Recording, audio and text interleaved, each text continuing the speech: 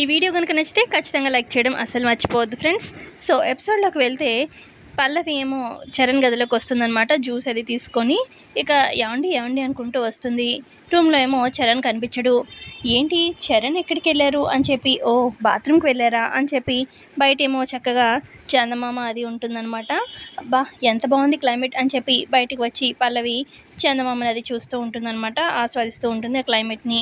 ఇక అప్పుడే చరణ్ కూడా వచ్చి చరణ్ పక్కనే పల్లవి పక్కన నించుంటాడనమాట. ఇక పల్లవిని కొంచెం రొమాంటిక్గా అలా చూస్తూ ఉంటాడు. ఇక పల్లవిని భుజం మీద చేయి వేసి తన చేయి పట్టుకొని లాగుతూ ఉంటాడు. పల్లవికి ఏంటిది చరణ్ ఎప్పుడులా లేడేంటి అన్నట్టుగా చూస్తూ ఉంటుందన్నమాట పల్లవి కొంచెం సిగ్గుపడుతూ ఉంటే తలెత్తి ఏంటి సిగ్గుపడుతున్నావు అని చెప్పి దగ్గరికి లాక్కుంటాడనమాట. ఇక హక్ చేసుకుంటాడు. ఇక ఇద్దరు అలాగా రొమాంటిక్గా హక్ చేసుకొని టైం స్పెండ్ చేస్తూ ఉంటారు. అయితే ఇప్పుడు దాకా ఇదంతా జరిగిందంతా కూడా పల్లవి ఊహ అనమాట. రూమ్లోనే ఉండి అక్కడే కలలు కంటూ ఉంటుంది. ఇక పల్లవికి సడన్గా ఉలికిపడి, ఓ ఇదంతా నా ఊహ, కానీ ఎంత బాగుందో అని చెప్పి మురిసిపోతూ ఉంటుంది. అప్పుడే చరణ్ వస్తాడనమాట బాత్రూమ్ నుంచి. ఓయ్ ఏంటి నీలో నువ్వే మురిసిపోతున్నావు, ఏంటి సంగతి అని చెప్పి అనగానే, ఏం లేదండి చిన్న కళ, అది మన ఇద్దరి గురించి అని చెప్పి పల్లవి సిగ్గుపడుతూ ఉంటుంది. మన ఇద్దరి గురించా, అది కూడా నించొని మరి కలలు కంటున్నావు ఏంటో అని చెప్పి చరణ్ అనగానే, ఏం లేదండి బయట చూడండి చందమామ, మన ఇద్దరం క్లోజ్గా కొంచెం రొమాంటిక్గా టైం స్పెండ్ చేస్తున్నట్టుగా కలకన్నానండి అని చెప్పి పల్లవి సిగ్గుపడుతూ చెప్తూ ఉంటే అప్పుడు చరణ్, ఏయ్ నీకు ఎన్నిసార్లు చెప్పాను, నువ్వు మాట్లాడితే నా మీద ఎందుకు హోప్స్ పెంచుకుంటావు, నీ వల్ల నాకు చాలా వరకు బెనిఫిట్ అయింది, ఒక కేర్ టేకర్ లాగా నాకు సేవలు చేశావు, ప్రతిసారి నీ వల్ల నాకు చాలా అంటే చాలా హెల్ప్ అయింది, నా లైఫ్లోనే నా గోల్స్ రీచ్ అవ్వడంలో కానీ ప్రతి దాంట్లోనూ నాకు చాలా అంటే చాలా హెల్ప్ చేసావు, కానీ వైఫ్గా నాకు వైఫ్ లాగా ఎక్స్పెక్ట్ చేయొద్దు, అలా నేను నీతో ఉంటానని చెప్పి అస్సలంటే అస్సలు ఎప్పుడు ఎక్స్పెక్ట్ చేయొద్దు, నేను నీకు ఫస్ట్ నుంచి చెప్తూనే వస్తున్నాను, నువ్వంటే నాకు ఇష్టం లేదు అని చెప్పి, నువ్వంటే నాకు రెస్పెక్ట్ ఉంది, ఆ రెస్పెక్ట్ మాత్రం ఎప్పుడు పోగొట్టుకోవద్దు పల్లవి, ఎందుకంటే వైఫ్గా నాకు దగ్గర అవుదామని చెప్పి నేనేదో నీతో క్లోజ్గా ఉంటే అది ప్రేమ అనుకొని నేనేదో నీకు దగ్గర అవ్వాలనుకుంటున్నాను అన్నట్టుగా అనవసరమైన హోప్స్ పెట్టుకొని నువ్వు అలా చేసుకోవద్దు, అది నాకు నచ్చదు,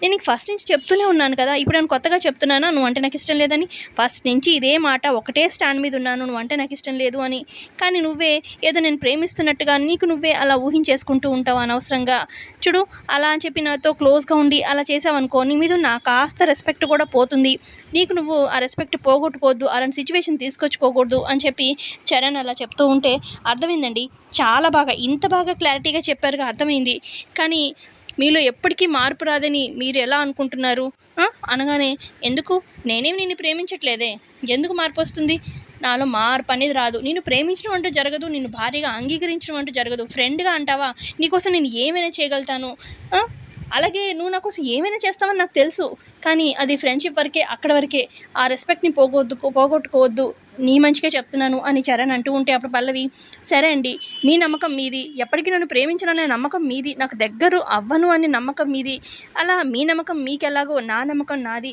ఎప్పటికైనా మీలో మార్పు వస్తుంది, మీ మనసులో నాకు స్థానం ఇస్తారు, ఈ రోజు అంటూ నేను అనుకున్న రోజు ఖచ్చితంగా వస్తుంది, నా నమ్మకం నాది అని చెప్పి పల్లవి అక్కడి నుంచి బాధగా వెళ్ళిపోతుంది.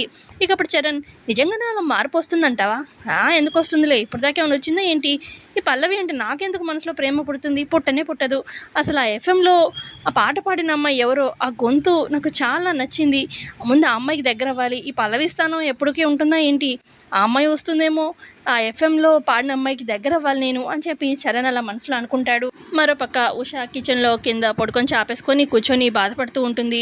చందుకేమో పెళ్లి సంబంధం వచ్చింది, చందు అసలు ఇష్టం లేదని కూడా ఏం కనీసం చెప్పలేదు, నా సంగతి ఏంటో, అసలు ఏంటి చందు నన్ను ఎందుకు దూరం పెడుతున్నావో నాకైతే అర్థం కావట్లేదు, ఒకప్పుడు ఎంత ఇదిగా ప్రేమించుకున్నామో, అసలు నన్ను ఎందుకు దూరం పెడుతున్నావు, మీ ఇంట్లో వాళ్ళ గురించి, మీ ఇంట్లో వాళ్ళందరినీ నేను గమనించాను, కానీ నువ్వు మాత్రం ఎవరికి మన గురించి చెప్పట్లేదు అని చెప్పి ఇటు చందు అలాగే ఉష క్లోజ్గా ఉన్న టైంలో దిగిన ఫొటోస్ చూసుకుంటూ బాధపడుతూ ఉంటుందన్నమాట. నాకంటూ మా తాతయ్య ఒక్కరే ఉండేవాళ్ళు, తాతయ్య తర్వాత నువ్వు వచ్చావు చందు నా లైఫ్లోకి, తాతయ్య ఎటు ఇప్పుడు లేరు, నువ్వైనా ఉన్నావు కదా అని చెప్పి అనుకుంటే నువ్వు కూడా నన్ను దూరం పెట్టావని చెప్పి ఏడుస్తూ ఉంటుంది. ఇక అప్పుడే కిచెన్లోకి వస్తాడనమాట చందు, ఎవరు లేని టైం చూసుకొని, చందు వచ్చావా అని చెప్పి చందును హక్ చేసుకోబోతూ ఉంటే చందు పక్కకి తోస్తాడు. ఏంటి హక్ చేసుకుంటూ అని చెప్పి అనగానే, అదేంటి చందు అలా మాట్లాడతావు, ఒకప్పుడు నా ప్రేమ గురించి నా చుట్టూ ఎంత ఇదిగా తిరిగావు మర్చిపోయావా, నేను ఐ లవ్ యూ చెప్పేదాకా నా వెంట పాడుతూనే ఉన్నావు. నేను వద్దు వద్దు, నువ్వు నాకు సెట్ కావు, నాకు నచ్చలేదు అని ఎన్నిసార్లు చెప్పాను, నువ్వు విన్నావా? నా వెనకాల తిరిగి తిరిగి నాతో ఐ లవ్ యూ చెప్పించుకున్నావు, దాకా వదలలేదు. ఆ తర్వాత మనం ఎంత ఇదిగా ప్రేమించుకున్నాము, మర్చిపోయావా? ఆ డేస్ని మర్చిపోయావా? ఇప్పుడు నన్ను ఎందుకు దూరం పెడుతున్నావు? మీ ఇంట్లో వాళ్ళకి పెళ్ళని అంటున్నారు, నీకు నాకు భయం వేస్తుంది చందు అని చెప్పి ఉషా ఏడుస్తూ అంటూ ఉంటే అప్పుడు చందు అంటాడు, నీకే అర్థం కావట్లేదు, నా లైఫ్ నుంచి వెళ్ళిపో అని చెప్పాను, ఎంత డబ్బులు కావాలని ఇస్తా అన్నాను, ఆయన కూడా ఈళ్ళు పట్టుకొని వేలాడుతున్నావు, నువ్వంటే నాకు ఇష్టం లేదని చెప్పాను కదా అని చెప్పి అనగానే, ఎందుకు నన్ను ఇలా టార్చర్ చేస్తున్నావు అని చెప్పి అంటూ ఉంటాడు చందు. టార్చర్ నేను? ఒకప్పుడు నువ్వు నాకు ఇదే డైలాగ్ నేను నీకు చెప్పాను, నువ్వు నన్ను టార్చర్ చేస్తున్నావు, నా లైఫ్లో వద్దు అని. కానీ నన్ను ఒప్పించావు, ప్రేమించావు, నేను కూడా ప్రేమించేలా చేసావు.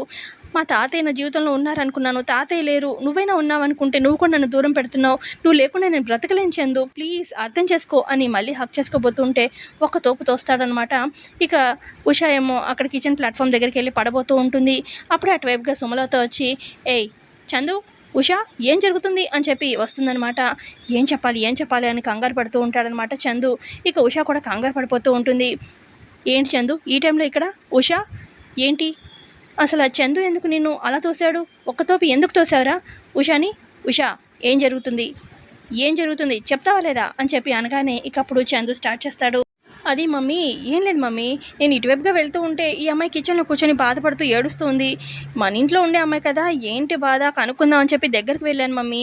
తన బాధ ఏదో చెప్తూ ఓదార్పు కోసం నన్ను ఇలా హక్ చేసుకోబోతూ ఉంటే నేను ఆ అమ్మాయి నన్ను హక్ చేసుకోవడం ఏంటని చెప్పి అలా తోసాను మమ్మీ, అంతే. ఆ అమ్మాయి అలా వెళ్ళి పడబోయింది అంతే. నీకు నా గురించి తెలుసు కదా మమ్మీ, నా మెంటాలిటీ ఏంటనేది. నేనెందుకు ఆ అమ్మాయిని దగ్గరికి రానిస్తాను, నేను ఏదో హక్ చేసుకున్నాను అనుకుంటున్నావా ఏంటి? అందుకే అమ్మాయి నన్ను హక్ చేసుకోబోతూ ఉంటే నేను తోసాను. అసలు నీ ప్లేస్లో పల్లవి వదిన ఉంటే ఈ పాటికి పెద్ద సీన్ క్రియేట్ చేసి మా ఇద్దరి మధ్యలో ఏదో ఉంది అని చెప్పి పెద్ద సీన్ క్రియేట్ చేసేది నువ్వు, కాబట్టి నన్ను నమ్ముతావు మమ్మీ అని చెప్పి అలా నంగనాచి మాటలు చెప్తూ ఉంటాడనమాట చందు.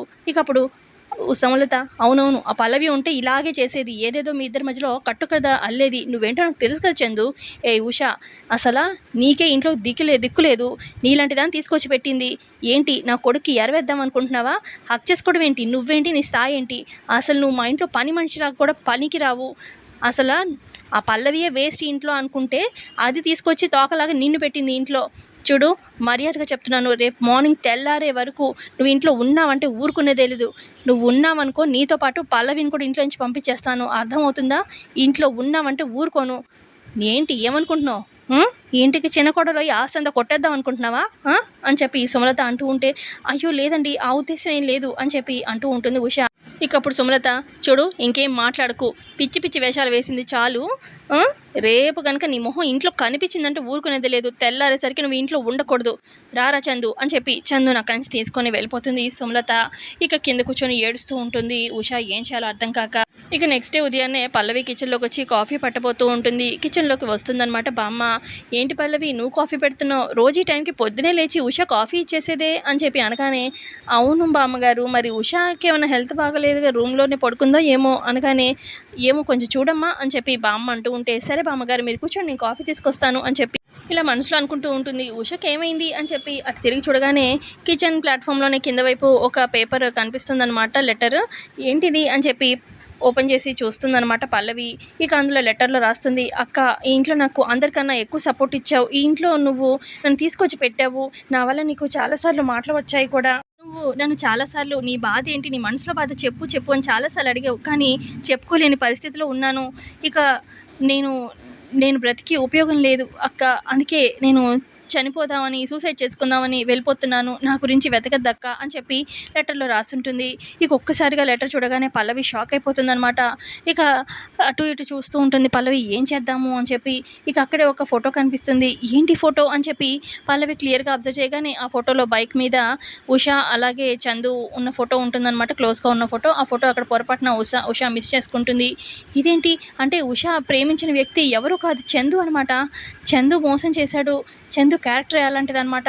ముందు ఉష ఎక్కడుందో కనిపెట్టాలి అని చెప్పి స్కూటీ వేసుకొని స్టార్ట్ చేస్తుంది. ఉష చనిపోకుండా కాపాడుకోవాలి అని చెప్పి రోడ్డు మీద వెతుకుతూ వెళ్తూ ఉంటుందన్నమాట పల్లవి. మరోపక్క ఉష ఏమో రోడ్డు మీద నడుచుకుంటూ వెళ్తూ ఉంటుంది. ఎలాగైనా నేను చనిపోవాలి, నేనంటూ ఎవరికీ అవసరం లేదు, ఇక నేను బ్రతికి ఉపయోగం ఏంటి అని చెప్పి ఇక అలా నడుచుకుంటూ వెళ్తూ ఉంటుంది. దారిలో ఒక ఆమె ఏమో పువ్వులు అవి మల్లెపూలు అవి అమ్ముతూ ఉంటుందన్నమాట. అమ్మ అమ్మ కొనమ్మా అని చెప్పి ఉషని అడుగుతూ ఉన్న ఉష ఏం మాట్లాడకుండా అటువైపుగా వెళ్ళిపోతుంది.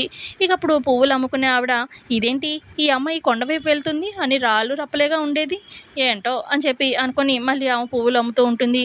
ఈ లోపల అటువైపుగా పల్లవి స్కూటీ వేసుకొని వస్తుందన్నమాట. అమ్మ అమ్మ పొద్దునుంచి ఒక్క బేరం కూడా అవ్వలేదమ్మా, కొంచెం పువ్వులు కొనమ్మా అని చెప్పి అనగానే, ఏంటమ్మా నువ్వు నా కంగారులో నేనుంటే ఆగు అని చెప్పి పల్లవి ఆలోచిస్తూ ఉంటుంది. ఎటువైపు వెళ్ళుంటుందా ఉష అని చెప్పి.